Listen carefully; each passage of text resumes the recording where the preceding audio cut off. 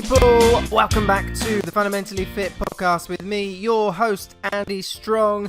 It is beautiful outside. It is 28 degrees here in Walton on the Thames, and it is another scorching week. I'm going to be talking to you today about something that I am very excited to share, and that is Barrathon. And Barrathon is a half marathon. It's a race that I took part in last week. I was talking about it in last week's podcast, and it is set on a tiny little island called Barra in the Outer Hebrides. So if you're not quite sure where that is, Scotland, and they're looking at map of the British Isles. You've got Scotland up at the top. Hello Scotland, everybody out there. I'm quite enjoying visiting you lots this year. And then off to the left, you've got a little band of islands, and Barra is the little bottom island in those cluster. Now, the reason we're going to be talking about Barrathon today is partly because I went last week, it was amazing, and I cannot wait to share with you all of the things that happened during our long weekend. But also, I came away with some really important lessons, and I'm going to talk you through the weekend, and then I'm going to come back to what those lessons were and how actually I think they're really important for everybody listening to this podcast, and for all those people that will come and join this podcast in the coming weeks and months ahead. So, without further ado, hang on a minute. Everybody who's been subscribing this week, thank you very much. It's nice to have you on board. Everybody who has been giving us nice attention over on SoundCloud, you guys are awesome. Thank you very much. Those who have been sharing and liking over on Facebook, your time is much appreciated, and I'm glad that you're enjoying the podcast. That being said, I am going to jump right into episode number 5, Barrathon Race Review. So, Barrathon, as I've said, is in the Outer Hebrides. This race came about because of Kirsty, my other half, my darling fiancée, who I shall be getting married to next year, if she doesn't leg it from the altar. There's a lot of organising to do before then, but that's a completely different podcast. But my beautiful fiancée told me about this race because her friends had done it a couple of years ago, or last year, and so had her sister. And this is a tiny little race. It's a tiny half marathon. There's less than 300 people can enter each year. The island itself is made up of 1,000 people. Okay, so it's not a big place. It's not vastly populated, and the race consists of one lap of the main road of the island. And by main road, it's certainly not main by main road by the standards of what we have here in Surrey, thank goodness. And so we decided that we would enter this race. It is phenomenally difficult to get into this race because it fills in around 7 minutes, partly because it is such low entry numbers, let's say less than 300, but also because they put on a very good race. The community spirit, the atmosphere is unbelievable. It is a brilliant weekend. So our weekend begun very early last Friday morning, where we headed off to the airport. Unfortunately, our friend Chris hadn't booked pod parking,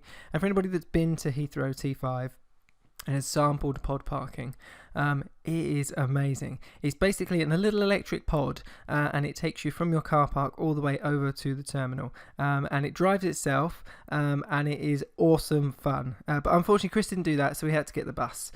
So no saving the trees there for Chris, and he got a lot of stick for missing pod parking. So Chris, if you're listening, get yourself over to pod parking next time you're travelling, mate. You know, it makes sense. So we flew out from Heathrow. We flew to Glasgow. It was nice to be back in Glasgow, although I've not been into Glasgow for a while since the Commonwealth Games. Incredibly friendly city, had a great atmosphere for the games as well, but just a fleeting visit today to pick up a hire car, and then it was out onto the open road as we headed to Oban to catch our ferry. Technically, we were going to be quite tight for time, but thanks to thanks to British Airways, who left on time for the first time in 5 flights, we managed to get there perfectly on time. I say 5 flights, they weren't all 5 for BA, that would be a little bit unfair. Like every flight I seem to have done in the last year has all been delayed, and the last one being quite a severe delay with BA. But today, or last week, you guys totally nailed it. You got us out on time. We even got there a little bit early, so you know, catching up, getting your brownie points back in. Well done, BA. So we landed in Glasgow, picked up our hire car, the Jeep Renegade, gotta love the Jeep Renegade, and then headed off into the Highlands, through past Loch Lomond, and then on down into Oban. Made it a reasonably good time, waiting for our ferry. Now, there was a big debate over this weekend in our group. Now, Kirsty, who I would never say anything untoward against, for fear of retribution, she's quite scary. She goes very Scottish. So Kirsty had decided that we would get the ferry. Now, the ferry, to my surprise, I think last week when I said, "Oh, how long's the ferry crossing?" Thinking, well, it takes an hour and a half, 2 hours to get to France from Dover. And Kirsty said, "Oh, yeah, about 5 hours." I go, "What, 5 hours? Why are we going? Why aren't we flying? Why aren't we going to get the plane?" And she said, "Oh, well, I just thought it would be nice." So it turns out we had to do this 2.5 hour drive down to Oban from Glasgow Airport. So we've done the hour flight, 2.5 hours, 2.5 hours down to Oban, and then we jumped on the ferry, and then it wasn't 5 hours, it was 5 hours and 50 minutes. So a long ferry journey. And for myself, I was pretty apprehensive about this, because this is it's known as the sea there is known as the Minch, and it is known for being pretty dicey. And we were very fortunate. We had superb weather, and we cruised across. And you actually pass through a lot of the Highlands, and is protected for about the first 2 hours, and then you've got about 3 hours in this exposed part of the Minch as you sort of head round into Castle Bay and into Barra itself. Now, we were incredibly fortunate. The weather was fantastic. Out on deck, having a look at all the scenes and all the Highlands as we went past, and then into the open sea. And then we managed to have ourselves a bit of a power nap, a pre-race power nap, and then just in time to arrive at Barra, and head out back up on deck and watch as we came in and we rolled in around the islands. Sunshine everywhere, absolutely beautiful. And then we rolled into Castle Bay itself, and you can see the little castle actually in the bay, which was great fun. And you pulled up, and I've never ever arrived in a town or place that I'm going to be racing and running and actually been able to see my hotel from the transport. So literally, as we're standing on the deck, Kirsty says, there's our hotel. And just up on the top of the little brow of the hill in the bay was the Castle Bay Hotel, and that is where we were to stay for the weekend. So it was great. We drove off the ferry, drove up, turned right, and then about 30 seconds later we pulled up and we'd arrived. It was brilliant. But the whole island is, I say, it's not densely populated by any stretch of the imagination. So we went and registered that first night. Again, beautiful weather, quite windy, quite an exposed island to be fair, but actually lots of beautiful white sandy beaches. It's actually on the Gulf Stream, so it can get some very, very, very, very good weather, but it can also get some pretty harsh weather as it also backs onto the Atlantic on one side as well. So we arrived, we unpacked, we were pretty tired. It was a lot of travelling, but we went to register that night.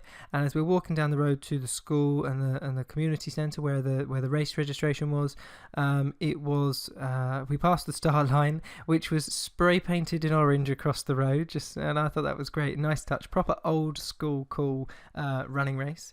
And then we went down and we registered. A few people, picked up our numbers, and then checked out the expo, which had about 3 or 4 different colour t-shirts, all with Barrathon and the castle on, a few different hoodies and things, nice and simple. But it was really nice because they were really friendly. It had that kind of low key. You have to have been there to know about Barrathon. It's a little bit like Berkeley marathons. If you're not sure what the Berkeley marathons are, get yourself onto Netflix. Get yourself a good cup of tea and probably a couple of hours. And that's what we watched the night before New York Marathon last year. And it's great fun. It's this crazy little race, but go check that out on Netflix. And Barrathon kind of falls into that same category. You have to, first rule of Fight Club is don't talk about Fight Club. First rule of Barrathon is don't talk about Barrathon. I'm breaking the rules, people, breaking the rules. It's going to get out. And I did think quite seriously, about doing this podcast, because I really want to talk about this, because it's the lesson that I took away from this is really why I'm excited about talking to you about. But I wanted to talk about Barrathon, but there was this double-edged sword of like, Barrathon's pretty damn cool. Maybe we should keep that to ourselves. But I decided, no, I thought I better tell my podcast community, because the takeaway lesson from this was for me. And I know I keep saying that, but we're going to get to that. Anyway, right. So We've arrived in Barra. We have had a nice flat crossing. We've registered. It's time to go get some dinner, which we do, and then we get ourselves an early night because the race is on a Saturday. Now, this came as a bit of a surprise to me because it wasn't until the day before that I realised that I was racing on the Saturday, because come the Thursday I thought I was racing on the Sunday, as most races do. So it came to a bit of a surprise to know that I'd done all that travelling and that I would be racing a half marathon in the morning. Needless to say, I should probably read my pre-race emails. Having been doing this for quite a few years, some things will probably never change. However, on this occasion, I really wish that I had.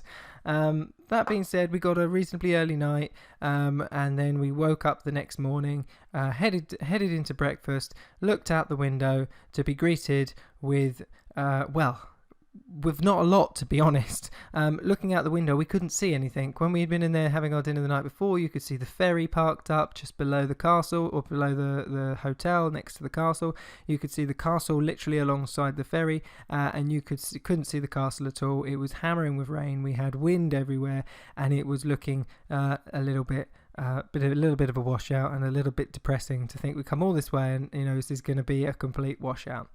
Thankfully, it did start to improve a little bit before the race, and when we headed down, although it was still grim. Kirsty's in a poncho that she managed to pick up on the ferry, but we headed down. We went to listen to the pipers who were playing in tribute to the young girl that sadly was caught up in the Manchester bombings. So our thoughts are with the family and with all of those on Barra, because it was clearly a very distressing and upsetting time for them. This young lady used to lead the piping band for the half marathon, so they played a tribute to her, and that was very, very nice to see. So we went down for that, and then it was time to start the race. We headed back out, and thankfully the weather had cleared up a little bit, although it was still quite grim, and then klaxon goes off, and then we set off for the first hill. Now, Barra is a hilly little course. It's what the runners like to call undulating, and undulating means really hilly. It's one of those courses that rolls. Now, thankfully, not knowing the course made it go really quite quick, to be fair. It was such beautiful, stunning scenery the whole way round. You've got white sandy beaches, jagged rocks, and which are really contrasted by the lush green vegetation that kind of grows over them. So it's a real contrasting place. You've got really rough seas. You've got the strong winds that have shaped much of the landscape. So it's a very, very nice place to run. The road itself carves its way through the island, both rolling up and down, round lochs, and then back out onto the exposed far side of the island, which you come back down the large hill and into the town itself. So it's a really, really stunning place. But mile one had something that I wasn't really expecting. We started climbing the first hill, getting pretty hot, so it's time to take the jumper off already, which is pretty cool. I like that. And then running around one of the little houses was something I hadn't expected. Was an emu. Now, you might think, oh, that's a bit odd. Why is there an emu on an island in the middle of the Outer Hebrides? And that's exactly what I thought. But actually, I have a bit of a history with emus. And so my friends from the Tough Fitty Triathlon Club are going to quite like this. When we did Ironman a few years ago, or quite a few years ago now, we did it in Frankfurt. And it was a blisteringly hot day. It was in the mid-30s. I hadn't drunk enough, and I was quite severely dehydrated and potentially quite delirious. But I swear to this day that on the bike course I saw an emu in a builder's yard that I was cycling past. Now, when I finished the race and I asked all of my friends, so what about that emu? Who saw the emu? Everybody gives me this look to say, well, I see an emu. What's bloody see an emu for? And then forevermore has been the talk of the emu and how strong he saw an emu. And I saw an emu, and I couldn't believe, this was like mid-30 degrees. I'd already cycled like 70 odd miles on the bike, already swam 2.5 miles. And I'm thinking to myself, blimey, it's mile one and I'm seeing emus. This is not good news. But luckily for me, I have my GoPro with me, and so I've managed to record it. So I know for once I'm not making it up. So for all of the tough fitties out there, go over to the YouTube channel or Facebook, watch the Barrathon video, and just look at mile one. There's a sodding emu, all right? I'm not making it up. So My one's done. We've seen the emu. I don't know what his name was. Kind of imagine he's got like a real Scottish name, like Hamish McEmu or something. But anyway, we've seen the emu, and we're heading off. We've seen this field was kind of like the next field along over on the left, and it's got like this sea lock, and you can see right out to sea. It's really windy. You got the hills behind, and then there's this cluster of 4 white horses, and their manes are like blowing in the wind. And it's like, I'm sure I've seen that on like I don't know, like a Lloyd's advert or something, a Lloyd's Bank advert, or I've seen it on something like it looked like a photograph or a painting. It was just ridiculous. So we start getting into the run. It's fairly rolling for the first section after that first climb at mile 1. Started having a chat with some of the other runners, which is quite unusual to be honest, but it was really nice. Everyone was really friendly. And then about 7 miles in, we start to turn on the island, and the weather starts to take a real nasty turn. The wind is really picked up. We're starting to climb, and the rain has started coming down by the bucket load, and I'm now absolutely soaked right through to the skin. There's no point putting the jumper back on because, you know, it's not going to do anything, and it was time to just kind of really dig in. But you know what, there was a little bit of me was like, this is kind of what it's supposed to be like, because Barra is in this exposed little island. It's in the Outer Hebrides. You spent all this time getting here. Do you know what, if it had been sunny, it probably just would have been a bit, I don't know, disappointing. You kind of wanted that, like, that bit of grrr, that kind of, I've got to bed in and I've just got to go for this. And it was brilliant fun. Absolutely loved it for that. Now, Barra, not only being beautiful, not only being friendly, it is also famous for something else. And it isn't whiskey. Well, I certainly didn't see any. It's famous for its monstrous hill at the end of this race. Now, mile 11, there is a big hill. Now, I knew this was coming, and I mentioned this in last week's podcast, that this hill was potentially quite unsavoury, and it sure was. It starts fairly okay. It starts to build, starts to go gradually up, and you think you can see the top, and you're like, oh, well, that's probably a bit mean, but it's not too bad. And then you get to the top, and it's a false summit, and then you start to see it winding out in front of you, and then you keep going, and then it starts to kick, and I mean, it really starts to kick. It's getting steeper and steeper, more and more people are starting to walk, and then you think, right, okay, well, there's the top, I can see it, so you keep going, bears round the corner to the right, you think, right, okay, that's it, I'm going to get up around here, and it's done, and then you realise it's another false summit, and then you can see it stretching out one more time, and steep as... Yeah, very steep. Something that is very steep, and it's stringing out in front. So you keep going. The last of the people are now walking, and you're kind of just down to this snail's pace. I decided, no, I'm going to run. I'm going to get to the top. I will not let it beat me. Wind, rain, whatever. I'm going to get to the top. And I did. I was very pleased about that. I managed to just pass that to the last person who was just starting to walk at the top, because he got so close. Some dude must have been really disappointed. Managed to get to the top. And then it comes rolling over, flattens out for just a little bit, and then you can see straight down into the bay where we came in the night before, and the road then rolls down and then back into the town for the finish. And then it's quite not steep, but it's a reasonably nice run back down into town. The second I started running down, hamstrings are just like desperate to cramp up, and I'm starting to have to like slow down. Had to stop and stretch at one point, and then all the people that I'd managed to overtake on the run just came steamrolling past me, and I'm just like swearing under my breath. And then, you know, I kind of got into well, it doesn't matter, does it? And then I kind of got my pace back after sort of about 5-10 minutes, and then managed to get the last mile and a half back into town at a nice pace. Last couple of hills just outside the hotel. I had to run past the hotel to get to the finish. That's always a bit mean. I don't like races where you run past your hotel. It feels wrong. It's like going for a long run and then running past your house. You can't do that and not go home. So running past your hotel is not a good thing to do. Remember that, people. So we did this, finished the race, came in, really, really good, really nicely supported. This race had phenomenal marshals. Okay, lots of people on the island came out to support in what was less than ideal weather. Lots of the locals came out to support the race. They came out with jelly babies and sweets and food, and the kids made signs. It was just brilliant. And some of them were stood there all morning, and they looked absolutely frozen. So we all finished the race. Kirsty finished. She did really, really well. Chris and Dom, who I'd went with as well, they finished. They both really enjoyed it. Some of Kirsty's friends also finished. They came along. So hello to Morag. Hello to Gillian. Gillian, as I mentioned last week, Gillian and Kirsty and Morag are all going away next weekend to Amsterdam. They're going to do some pre-wedding planning for next year. So I said to Gillian last week, Gillian, please don't ruin my wedding. That's an inside one. Don't worry about that one, everybody else.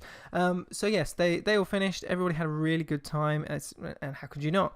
Now, Barra also is famous for a couple of other things for this particular race, or Barrathon is famous for a few things. When the last runner finishes, they open up the buffet.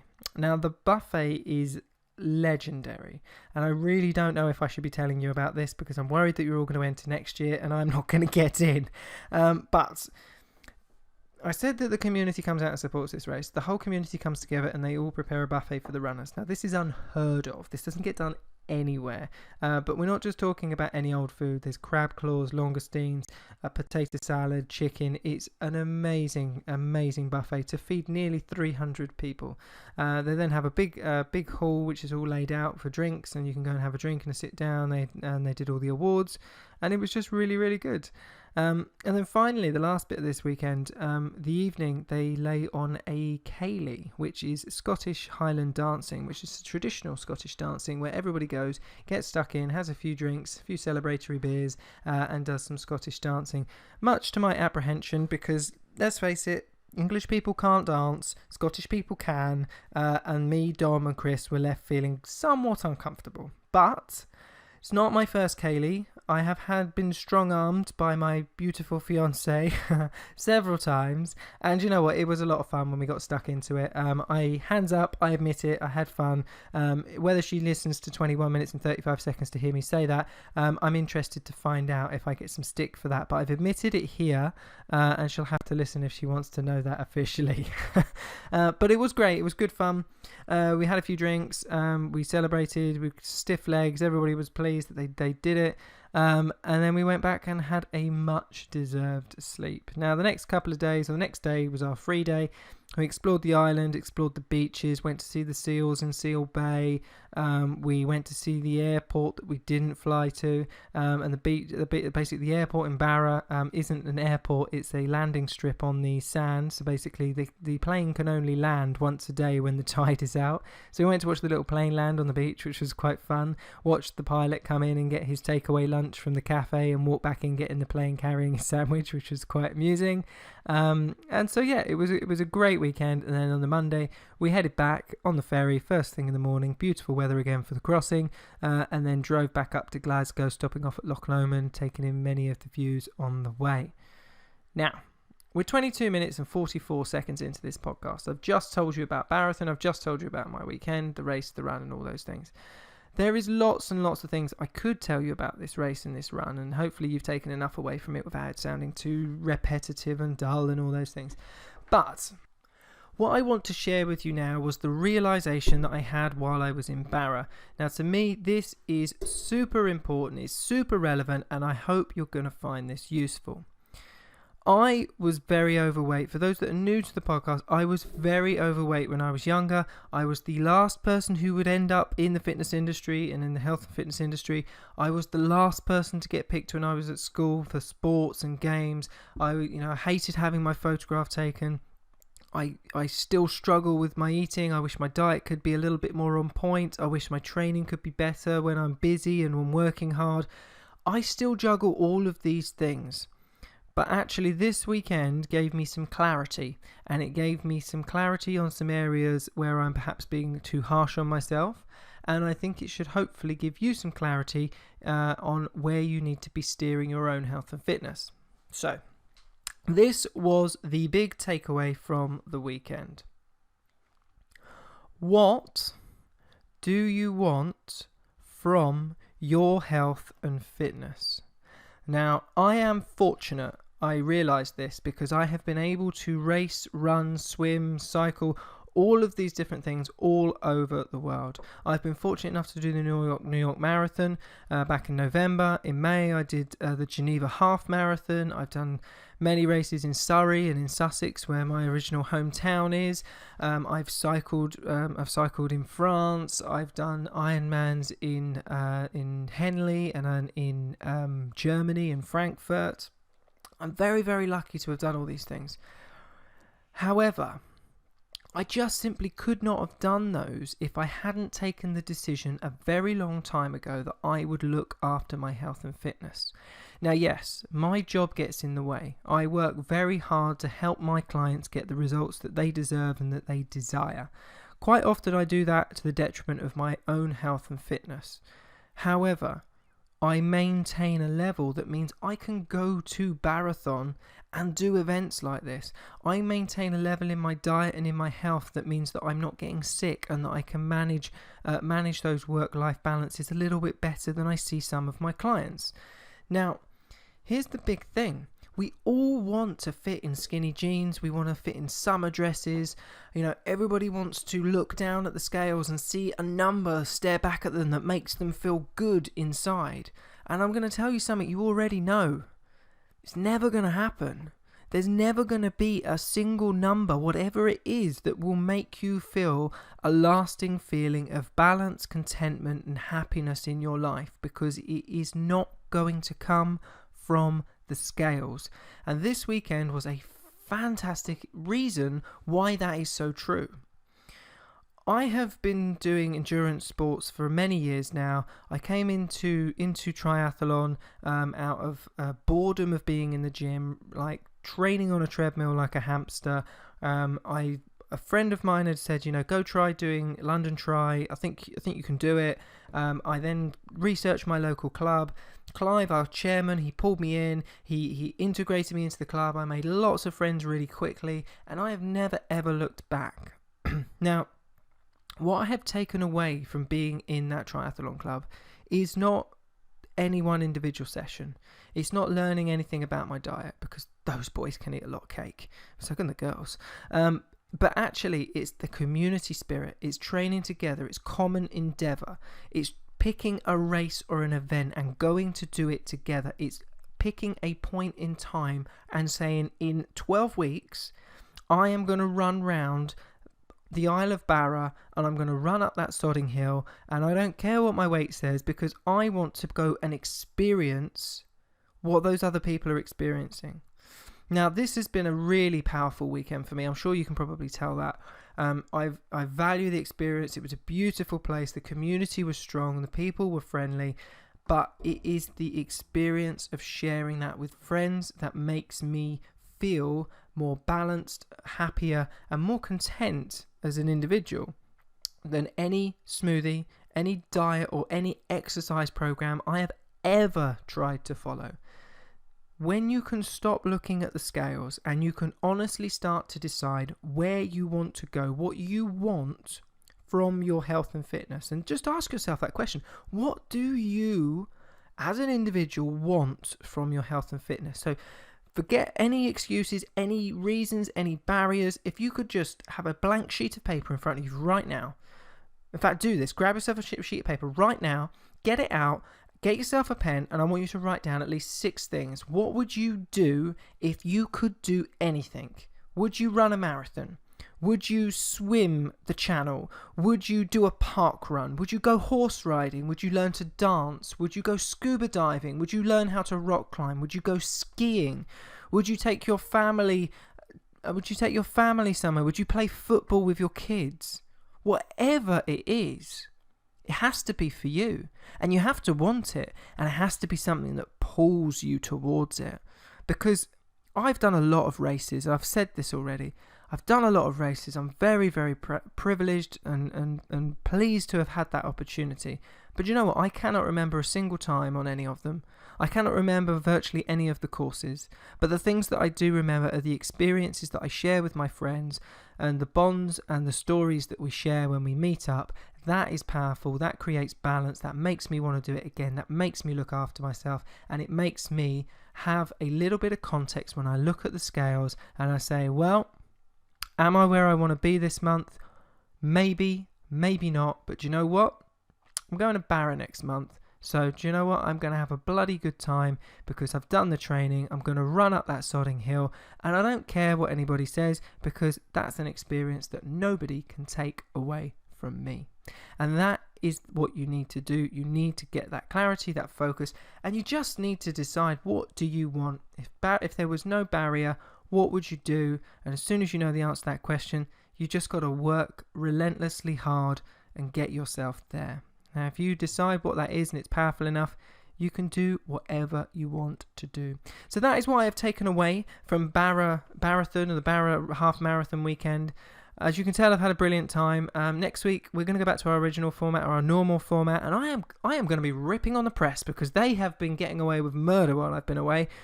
Don't even get me started on the coconut oil. Like, coconut oil is like exploded over the internet again. How can one oil be so controversial and cause so much aggro?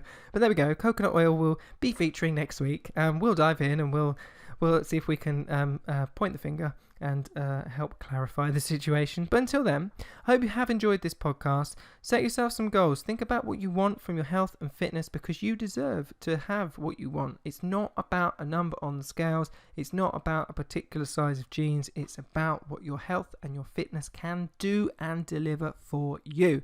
But before I start to rant and before I carry on, I'm going to draw it to a close.